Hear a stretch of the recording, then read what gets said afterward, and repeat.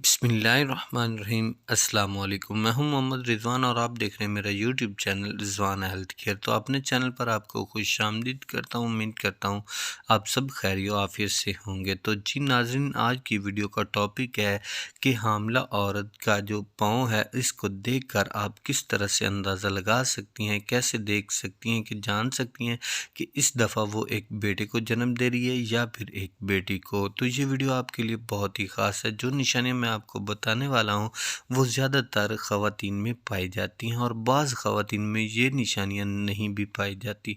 तो ये वीडियो आपके लिए बहुत ही ख़ास होने जा रही है। आपने स्किप किए बगैर वीडियो को अंत तक लाजमी देखना होगा।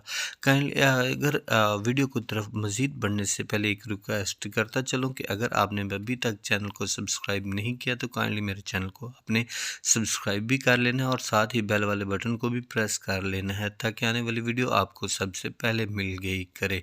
तो चलते हैं वीडियो की तरफ बढ़ने से पहले एक दुआ है कि मेरी ये दुआ है, अल्लाह तबारक व तआला तमाम बे औलाद जोड़ों को औलाद की मीठी नेमत जो है उसको उनको अता कर दे जिनके यहाँ अभी तक औलाद नहीं हुई।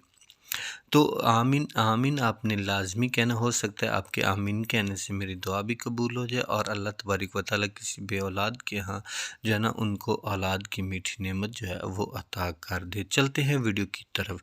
कदीम ज़माने की ख़वातीन का ये कहना है कि जब एक औरत हामिला होती है तो इसके वक्त जो आप हामिला औरत का पाँव देखें, पहले की निस्बत इसके पाँव में सूजन आ जाएगी या फिर पाँव भारी भारी महसूस हों तो कहा जाता है कि इसके पेट में पलने वाला जो इस बार बच्चा है वो एक लड़का है। और मैंने बुज़ुर्ग ख़वातीन से ये भी सुना है कि कहा जाता है कि अगर औरत जब कंसीव कर लेती है, हामिला औरत के जो पाँव हैं उस वक्त बाद ठंडे हो रहने शुरू हो जाते हैं। तो इससे भी आप जस्ट कर सकती हैं, अंदाज़ा लगा सकती हैं कि इस दफ़ा हामिला औरत एक लड़के को जन्म देने वाली है।